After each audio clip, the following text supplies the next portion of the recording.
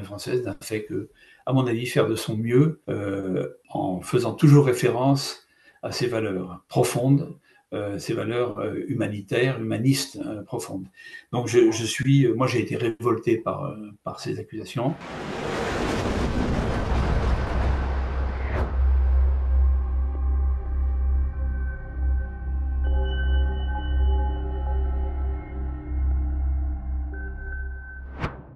Bonjour à tous et bienvenue dans ce nouvel entretien. Aujourd'hui, j'ai le plaisir d'être avec Monsieur Jacques Hoggard. Monsieur Hoggard, bonjour.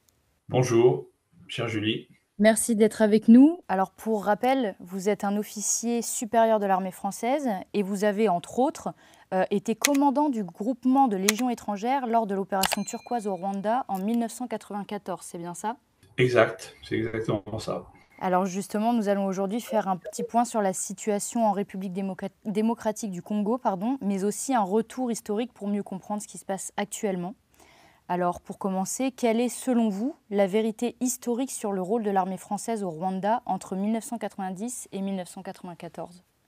Alors c'est la bonne question de départ, si je puis dire, parce qu'en fait effectivement, la France et l'armée française ont fait l'objet de beaucoup de controverses sur le sujet rwandais depuis maintenant quasiment 30 ans, hein, puisque ça remonte à plus de 30 ans.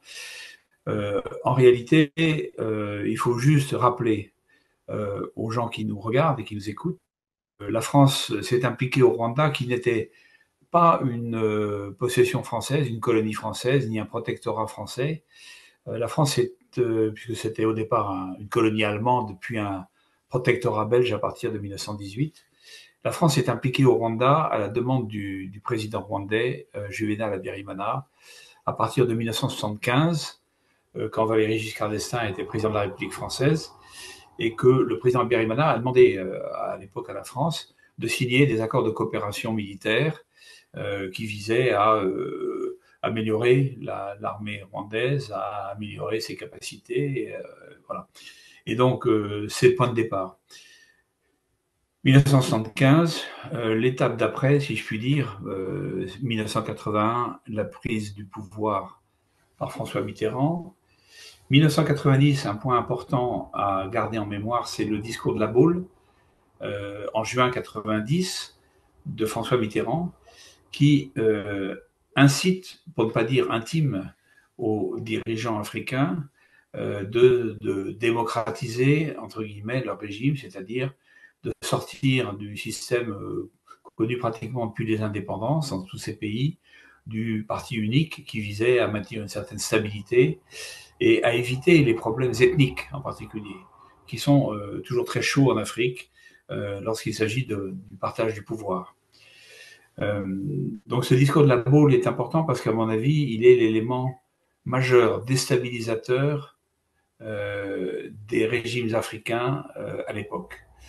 Alors au Rwanda, dans la foulée pratiquement en octobre 90, débute une rébellion armée qui est rwandaise sans être rwandaise. Alors je m'explique, elle est rwandaise parce que les combattants sont des Tutsis d'origine rwandaise, mais qui, à ce stade-là, sont devenus ougandais.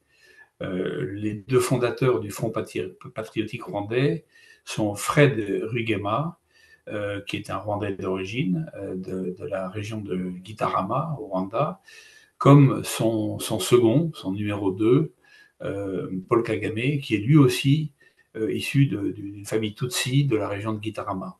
Alors pour Paul Kagame, pas n'importe quelle famille Tutsi, puisque c'est une famille liée au clan royal des Mwami du Rwanda, monarchie renversée à la faveur de la révolution sociale en novembre 1959.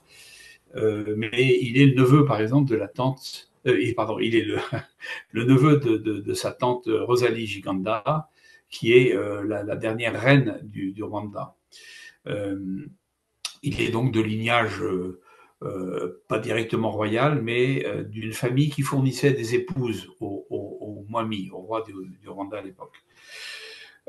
Tous ces gens-là vont partir en exil du fait de la révolution de 1959, 1960, 1961, qui se fait dans des conditions atroces. atroce parce que la majorité Hutu, qui a été dominée pendant des siècles en fait par la minorité Tutsi, se rebelle, prend le pouvoir avec l'aide de l'Église catholique, il faut le rappeler, parce que c'est l'époque de la démocratie chrétienne, et s'en prend à la minorité Tutsi dans des conditions atroces. Hein. Je vous rappelle ce point de détail qui en dit long sur la barbarie, si je puis dire, de ces révolutions populaires. On coupe les jambes des Tutsis à hauteur du genou pour les ramener à la taille des Hutus. Hein. Donc c'est pas des anecdotes gratuites, tout ça, c'est lourd, ça marque les esprits. Alors Paul Kagame et Fred Riguema, son chef, appartiennent à cette diaspora Tutsi qui est partie à l'étranger, en Ouganda, et qui n'a que de cesse de prendre sa revanche. Alors ils vont d'abord prendre leur revanche en Ouganda même, en aidant le président Museveni, qui est toujours au pouvoir aujourd'hui, à prendre le pouvoir. Il y a eu l'épisode Idi Amin Dada, de sinistre mémoire, suivi de l'épisode du président Milton Obote. On renverse Milton Obote, Museveni renverse Milton Obote avec l'aide des Tutsis rwandais, qui sont devenus ougandais. Et le Fred Riguema, fondateur du FPR, est major général de l'armée ougandaise, tandis que Paul Kagame est colonel de l'armée ougandaise. Ils ont la nationalité ougandaise et ils sont officiers dans l'armée ougandaise. Mais ce sont des Tutsis rwandais. Et ce sont eux qui vont créer le Front patriotique rwandais, qui va, dès octobre 90, lancer la rébellion à l'assaut du régime rwandais de Juvenal Habyarimana, dont je viens de parler, qui avait signé ces accords de coopération avec la France. Du coup, Juvenal Habyarimana se tourne vers la France, naturellement, en disant j'ai besoin de la France et il faut appliquer ces accords de coopération. Renforcez-moi, aidez-moi à contenir cette attaque d'origine étrangère. Et moi, je m'en souviens bien, parce qu'à l'époque, j'étais à l'état-major de l'armée de terre, mais à la cellule des opérations outre-mer, en quelque sorte, et je voyais arriver sur les messages des téléscripteurs de l'époque, je voyais arriver un certain nombre de messages qui évoquaient cette agression étrangère, puisqu'il s'agissait d'unités formées de Tutsis rwandais, mais en uniforme ougandais, avec des matériels ougandais, soutenus par l'Ouganda, et derrière l'ombre puissante des États-Unis d'Amérique. Et ça, donc, dès octobre 90.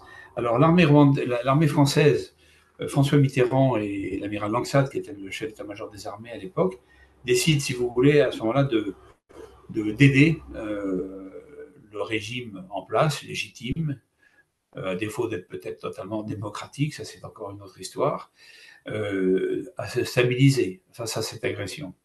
Et l'aide française consiste à envoyer des techniciens, des conseillers, à renforcer l'aide à la gendarmerie, renforcer l'aide à l'armée régulière, et à déployer sur le terrain un détachement à 2 ou 3 compagnies d'infanterie fournies par des unités parachutistes, des troupes de marine ou de la Légion étrangère, et qui vont, c'est l'opération Norrois à l'époque, qui porte ce nom, et qui va consister à stabiliser, si vous voulez, la poussée des rebelles et à, en même temps, provoquer des négociations. Parce que, j'en reviens au discours de la Baule, François Mitterrand dit à tout prix, je veux démocratiser vos régimes. Il faut que vos régimes se démocratisent. Alors, mon cher Habyarimana, vous allez discuter avec cette opposition que vous n'aviez pas souhaitée, mais qui est là, qui existe, et pas de manière guerrière, mais de manière diplomatique, si je puis dire. Et donc, c'est le début des négociations longues, laborieuses, difficiles d'Arusha, en Tanzanie, où se retrouvent les belligérants. Et la France encourage ce mouvement. Alors, ça, c'est la vérité historique, si vous voulez. Et donc, ça se termine par octobre, j'en aurais fini à peu près pour répondre à cette question. En octobre 93, 3 ans après le début de la rébellion, des accords sont signés à Arusha entre les différents belligérants et qui stipulent que l'armée française se retire du Rwanda. Donc, c'est la fin de l'opération Norrois. Nous retirons toutes nos unités opérationnelles, toutes nos unités combattantes, si vous voulez, pour parler un terme que tout le monde comprenne, du Rwanda. Nous laissons évidemment quelques quelques conseillers auprès de l'ambassade de France autour de l'attaché de défense, mais dans des conditions tout à fait habituelles. Il ne s'agit plus d'un déploiement opérationnel. Alors, entre-temps, il s'est passé une chose, c'est que Fred Riguema a été tué dans des conditions obscures qui ne seront jamais élucidées, parce que ma conviction personnelle est que Paul Kagame lui en voulait. Si vous voulez, ils étaient trop à deux, une direction bicéphale à la tête du FPR. Ça gênait Paul Kagame qui avait déjà de grosses ambitions. Et Fred Riguema l'avait senti en envoyant Paul Kagame faire l'école de guerre américaine à Fort Leavenworth aux États-Unis, tout en étant un mouvement de rébellion quand même à l'époque. C'est intéressant à noter. Alors il y allait au titre de l'armée ougandaise, non pas de la rébellion Tutsi rwandaise, mais il est allé faire l'école de guerre à Fort Leavenworth. Et je crois qu'il en a conçu une vive ressentiment, si vous voulez, vis-à-vis de Fred Riguema. Fred Riguema a été tué au combat dans des conditions complètement mystérieuses et d'ailleurs peu vraisemblables. Et on pense plutôt qu'il a été éliminé par Paul Kagame dans le cadre de leur rivalité personnelle. Alors, ça, c'est le premier point important. Le deuxième point important à souligner, c'est que, entre-temps, Paul Kagame, devenu chef du FPR, est venu en France pour y rencontrer les autorités au Quai d'Orsay ou ailleurs, et qu'il a été victime d'une opération fort dommageable, entre guillemets, des services français de l'époque, de la DST, Direction Surveillance du Territoire de l'époque, qui vient l'appréhender un matin très tôt dans son hôtel, le Hilton de l'avenue Duquesne ou la mode Piquet, je ne sais plus, et qui le met en garde à vue, etc. Donc, chose qui est très mal passée, puisqu'il venait avec l'assentiment des affaires étrangères. Il a considéré que la France n'était pas fiable, si vous voulez. Et donc, je pense que c'est très important dans la psychologie de ce personnage assez extraordinaire qu'est Kagame, qui est un véritable stratège, qui est un chef de guerre, mais en même temps aussi un organisateur et un président à la poigne de fer. Donc je rappelle qu'il a été réélu 4 fois avec un score salinien oscillant entre 95% et 99% des suffrages au Rwanda, ce qui tient évidemment pas la route, mais qui est un personnage très consistant, colossal. Hein. C'est une des grandes figures de l'Afrique d'aujourd'hui. Et je pense qu'il en a conçu à l'époque un vif ressentiment vis-à-vis de la France et des services français en général. Voilà, sur la vérité historique de l'engagement de l'armée française, l'étape suivante, c'est 94, l'été 94. À partir d'avril, le 6 avril, l'avion du président Abiyarimana est si je puis dire, descendu par des missiles solaires à Kigali. Il rentrait d'Arusha, d'une énième séance de discussion avec son opposition armée du FPR, quand l'avion est abattu. Et le lendemain, c'est le déclenchement du génocide. Alors, on ne l'appelle pas encore génocide, à ce moment-là, c'est des massacres où la minorité Tutsi et un certain nombre de Hutus peu suspects de sympathie vis-à-vis du gouvernement de l'époque, sont pourchassés et mis à mort dans des conditions atroces. Et ça va durer. Donc, moi, j'étais en poste à Djibouti à l'époque, donc pas très loin, mais pas à côté non plus. Et je suivais évidemment tout ça jour par jour, parce qu'on nous avait fait comprendre à Paris que Djibouti serait sollicité pour intervenir au Rwanda si nous pouvions intervenir. La France a été la première à prononcer le mot génocide dans la bouche d'Alain Juppé, au tout début du printemps 94.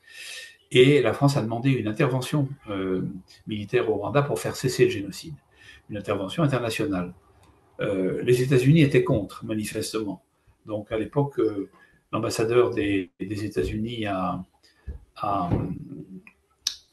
New York était Madeleine Albright, qu'on retrouvera 5 ans plus tard patronne des affaires étrangères, secrétaire d'État dans le gouvernement Clinton. Et elle aura un mot terrible pour fustiger l'opération française. Elle dira que c'est une opération strictement anormale. Et les Américains font tout pour la torpiller, cette opération turquoise que nous demandions depuis le début du génocide, en fait, depuis les premières semaines d'avril. Par la bouche d'Édouard Balladur, par la bouche d'Alain Juppé, par la bouche de François Léotard, qui était ministre de la Défense, par la bouche de Michel Roussin, qui était ministre de la Coopération. Et finalement, ça se traduira quand même sous la pression des événements par le vote de la résolution 929 de l'ONU, autorisant la France à intervenir militairement avec tous les pays qui voudraient se joindre à elle, pour faire cesser, sous le chapitre 7 de l'ONU, permettant l'emploi de la force, pour faire cesser les massacres et en finir avec le génocide. Et donc ça se fait fin juin. Et donc le 21 juin est projeté les commandos des forces spéciales françaises, que je rejoindrai plus tard, 5 ans plus tard, à propos du Kosovo, et que l'armée française commence à se déployer. Et moi, je suis projeté depuis Djibouti avec un état-major, un petit état-major à ma main, et je vois regrouper des unités sous mes ordres pour former le groupement sud de l'opération turquoise, qu'on appellera aussi le groupement de légion étrangère, parce que former très largement d'unités de légion. Et ça, voilà l'histoire. Alors, 2 mois d'intervention d'opération turquoise, où nous battons contre tous les éléments déchaînés, c'est-à-dire à la fois l'insécurité, à la fois la malaria, à la fois le choléra, à la fois la mise en panne d'un pays qui fonctionnait très bien jusque-là, au plan santé, au plan donc approvisionnement de toutes sortes, au plan électricité, etc. Et on se retrouve confronté pendant 2 mois à devoir faire tous les métiers. C'est ce que j'ai essayé de faire. Un journaliste bien intentionné, un de nos confrères bien intentionné, qui est Frédéric Pons, et que je salue au passage, m'avait baptisé du nom de proconsul de Cianbougou à l'époque, parce qu'il est venu me voir et il a vu que je faisais tous les métiers.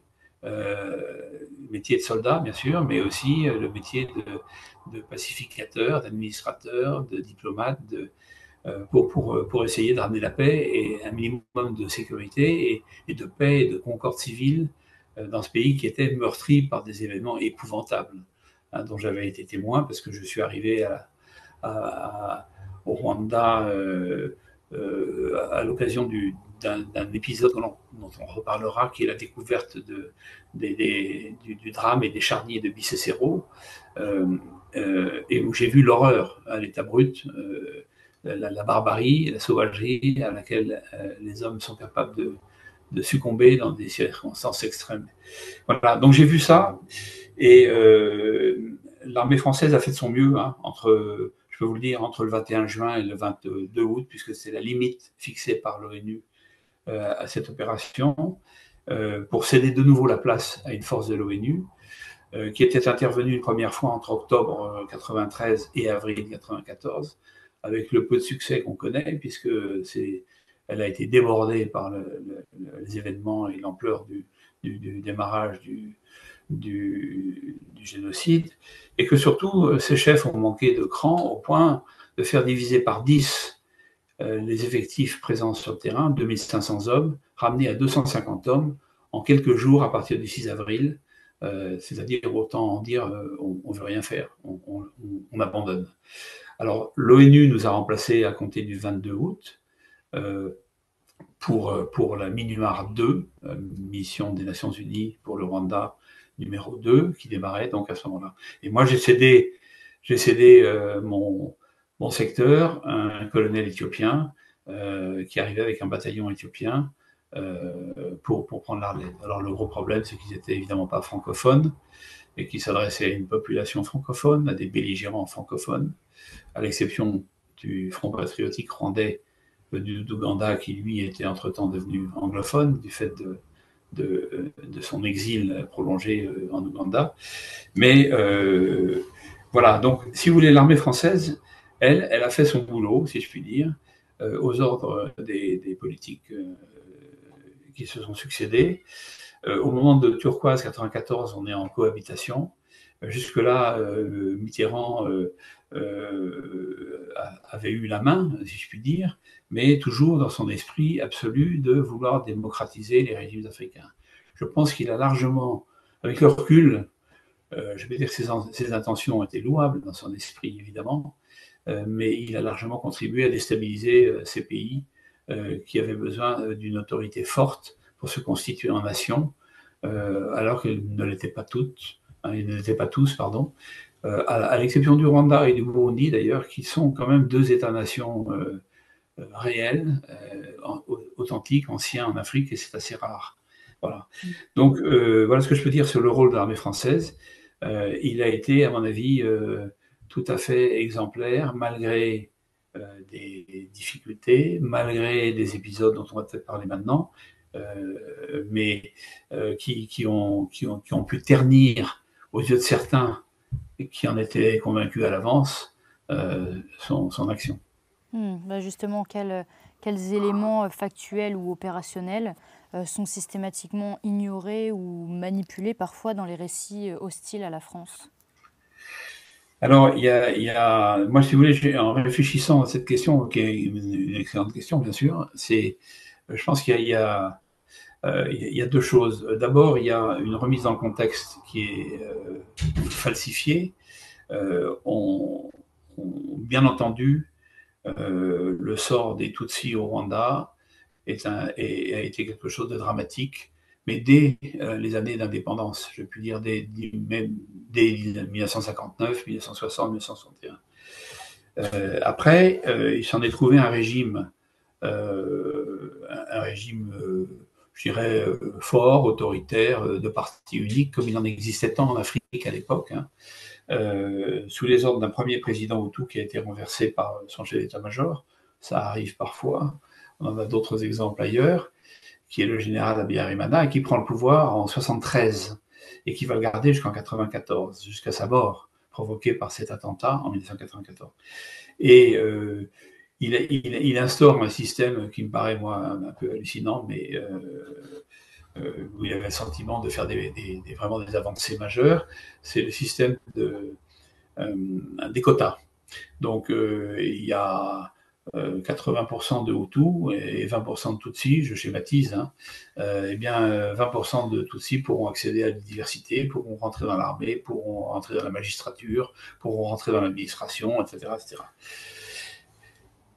Évidemment, tout ça a été contesté par le Front patriotique rwandais, Tutsi, la rébellion Tutsi, mais qui, elle, voulait le pouvoir pour le pouvoir, hein, voulait rétablir un petit peu si je puis dire, dans l'esprit, la domination ancienne, l'ordre social ancien, c'est-à-dire une société dominée par 20% d'aristocrates, même si le mot n'est pas juste, évidemment Tutsi, dominant la masse des paysans laborieux, Hutus, qui eux sont chargés de l'agriculture et de l'élevage.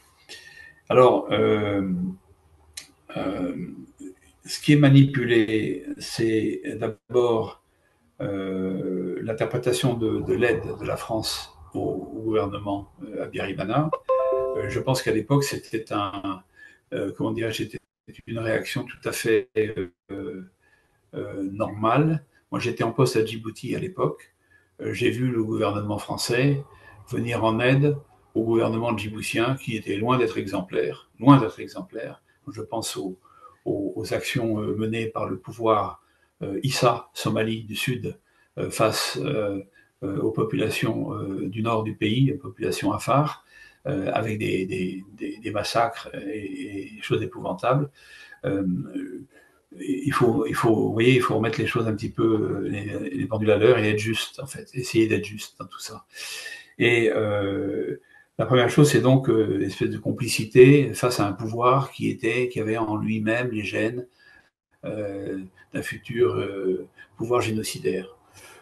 Personnellement, je ne le crois pas, et je pense que cette thèse a été démontée, en particulier par le tribunal pénal international d'Arusha, plus tard, après bien des errements, a été démontée par un personnage comme le procureur australien Michael O'Regan, a été démonté par l'historien français Bernard Lugan, très décrié, mais à mon avis le meilleur africaniste français aujourd'hui. Voilà, alors ça c'est un premier point. Deuxième point, c'est plus factuel. On a accusé l'armée française d'avoir participé au génocide. Bon, l'armée française avait quitté le sol rwandais en octobre 93. Le génocide a lieu à partir du 6 avril 94. Et nous n'y remettons pas les pieds, à l'exception de l'opération Amaryllis, qui va se déclencher pendant une quinzaine de jours pour aller extraire nos ressortissants et les ressortissants américains, européens et africains d'autres pays éventuellement, les extraire de la capitale en flammes, si vous voulez, en pleine ébullition et en pleine révolution. Mais aucune troupe française n'est présente au Rwanda, donc entre c'est important, la fin de l'opération Norrois, octobre 93, et le début de l'opération Turquoise, fin juin 94. Alors comment l'armée française aurait-elle pu participer au génocide? Là-dessus, tous les fantasmes courent et continuent de courir. Alors on a, paraît-il, livré des armes, on n'en a aucune preuve, on a aucune... la France avait déclaré un embargo des armes. Il y a eu évidemment des contacts avec le gouvernement issu de l'attentat du 6 avril 1994, qui était un gouvernement de dur. J'ai moi-même rencontré le président par intérim, le ministre des Affaires étrangères, etc., pour leur demander de quitter mon secteur quand ils sont venus s'y réfugier, une fois que la capitale, Kigali, venait de tomber le 6 ou le 7 juillet. Bon. Mais quelle aide, mon Dieu, quelle aide. Il faut arriver à dire les choses comme elles sont. Voilà. Donc ça, c'est une opération qui vise à discréditer l'armée française. Elle a été largement relayée, ça ne vous étonnera peut-être pas, par les médias américains et britanniques de l'époque, qui nous ont accusés de tous les maux. Et moi, je me souviens d'avoir été interviewé par ces mêmes médias, CNN, ABC News ou d'autres, pour me demander si j'avais pas honte d'intervenir au Rwanda après ce que la France y avait fait. Bon, ben, je suis désolé, la politique française internationale n'est pas toujours parfaite, et j'en suis comment dirais-je, un régulier dénonciateur sur un certain nombre de sujets, mais honnêtement, que Mitterrand ait commis une faute majeure avec le discours de la Baule, j'en suis convaincu. Qu'il ait essayé de faire son mieux au Rwanda, j'en suis convaincu aussi. Alors l'accuser de tous les maux me semble un peu facile. Et l'armée française en fonction, puisque l'armée française n'a fait que, à mon avis, faire de son mieux en faisant toujours référence à ses valeurs profondes, ces valeurs humanitaires, humanistes profondes. Donc moi j'ai été révolté par ces accusations qui ont été reprises en France par des grands journaux à l'époque, Le Figaro, avec Patrick de Saint-Exupéry comme acteur principal pour accuser l'armée française de tous les maux. Et ça continue, hein. Ça continue parce que, on va peut-être en parler après, d'autres événements qui nous sont prochés, mais voilà, les autres éléments factuels, Bicécero dont j'ai parlé tout à l'heure,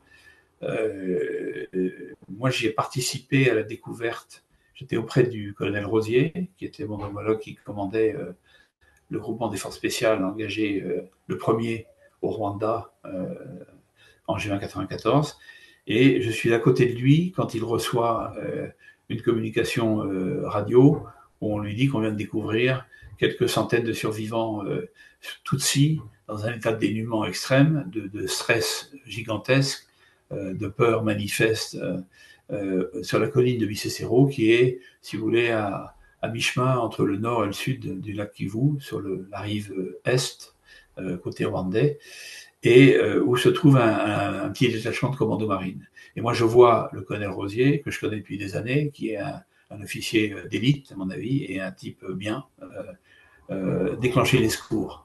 Les hélicoptères convergent depuis la base de Sangougou, de Bukavu, nous sommes au Zaïre, à la frontière quasiment du Rwanda, et depuis Goma, où se trouve le PC de l'opération française, avec les médecins à bord, tout ce qu'on peut faire dans ces cas-là pour essayer de porter secours à ces malheureux, et puis les protéger. Et donc, il y a eu une polémique, et la polémique dit, oui, l'armée française les a découverts 3 jours avant, ce qui n'est pas faux, hein, mais tout ça, c'est un peu de l'arrangement médiatique après. Les a découverts 3 jours avant et il est revenu 3 jours après pour en laisser massacrer le maximum. Ben, c'est pas tout à fait ça. Oui, effectivement, un détachement a repéré ces malheureux. Manifestement, il y a eu un défaut de transmission. Le compte-rendu n'est pas passé à l'échelon supérieur auquel il aurait dû passer. Et les choses ont traîné. Mais oser dire que l'armée française a fait exprès de retarder une intervention de 3 jours pour laisser massacrer quelques centaines de victimes supplémentaires, de malheureuses victimes supplémentaires, est tout simplement ignoble. Et ça, jusqu'à mon dernier souffle, je me battrai contre cette interprétation totalement malveillante et falsifiée de l'histoire. Parce que ça, c'est radicalement faux. Voilà, donc ça, c'est un autre élément. Et puis, bien sûr, on peut broder comme ça. Moi, on me dira, par exemple, que, en ce qui me concerne, j'ai favorisé l'exfiltration du gouvernement rwandais génocidaire, ou de ce qu'il en restait, vers le Zaïre. Alors, la chose est un peu différente aussi. J'ai vu arriver dans mon secteur, il y avait des gens qui passaient au nord du lac Kivu, d'autres au sud du lac Kivu, dans la fuite éperdue vers le Zaïre. Et moi, au sud du lac Kivu, j'ai vu arriver le président par intérim, ancien président de l'Assemblée nationale, Théodore Séniku-Babo, son ministre des Affaires étrangères, Jérôme Bikamumpaka, et puis un ou deux autres ministres. Et quand mon service de renseignement m'a prévenu qu'ils étaient en ville, qu'ils venaient d'arriver en ville, je suis allé les voir immédiatement pour leur dire que leur place n'était pas là et qu'ils avaient acquitté le Rwanda dans les meilleurs délais. Ils m'ont demandé l'aide de la France, des avions pour partir vers un pays voisin ou la Centrafrique ou autre. J'ai refusé. Je leur ai dit, nous ne sommes pas responsables de ce qui vient de se passer. Vous en connaissez davantage que nous là-dessus. En attendant, vous n'aurez aucune aide de la France. Mais par contre, vous avez un devoir, une obligation, c'est de quitter rapidement ce pays où il n'y avait plus votre place. Et donc, ça s'est fait le lendemain, parce que je leur ai donné 24 heures de délai de grâce, si je puis dire, parce qu'il fallait récupérer les familles. C'était un foutoir gigantesque, on ne peut pas employer un autre mot plus vulgaire, mais c'était quelque chose il fallait voir le désordre dans lequel on était. Et nous étions des effectifs peu nombreux face à toute cette déliquescence d'un État, si vous voulez, et la fuite en avant de population. Moi, j'ai vu arriver des centaines de milliers de Rwandais par l'unique route goudronnée qui desservait mon secteur, la route qui traversait la forêt de Nyungwe depuis Gikongoro et le reste du pays, dans un état de dénuement extrême, les gens, les vieillards et les bébés mourant dans les fossés. Je vous passe les détails de cette opération qui était gigantesque. Voilà, tout ça, ça a été approché à la France et à l'armée française, avec une volonté féroce de Paul Kagame de maintenir la pression sur la France depuis, pour toutes sortes de raisons, des raisons stratégiques, des raisons économiques, et puis des raisons personnelles, psychologiques très fortes que je relie à ses aventures vis-à-vis de la France. Voilà. Alors, vous avez aussi beaucoup parlé du rôle des médias occidentaux là-dedans, qui ont relayé ces accusations envers l'armée française. Comment est-ce que vous expliquez ça, le fait qu'ils aient soutenu cette idée et qu'on la retrouve aussi parfois dans l'opinion publique française aujourd'hui?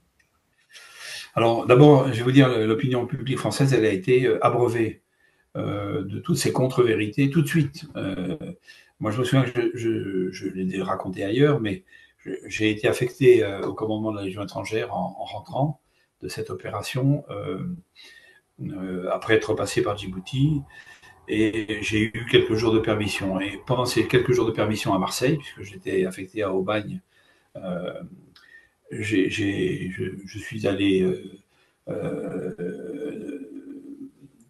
je suis allé dans une librairie qui était pas loin de mon domicile et où j'ai vu un livre en vitrine qui m'a interpellé. C'était donc en septembre 94, hein, c'est très vite après. Un livre sous la signature d'un dénommé Verschave, avec la couverture, c'était des machettes empilées, et le titre, c'était La France responsabilité ou complice de génocide. Enfin, le titre exact, je l'ai plus en tête, mais j'achète le bouquin évidemment, et je découvre qu'il y a 3 pages sur moi. et sur ma complicité supposée avec le gouvernement génocidaire que j'aurais. Et là, je comprends tout de suite qu'il y a une volonté manipulatrice des événements, une volonté de manipuler l'opinion, de désinformer l'opinion, dont je ne mesure pas encore l'importance, parce que je n'imaginais pas voir tout ça repris dans le Figaro.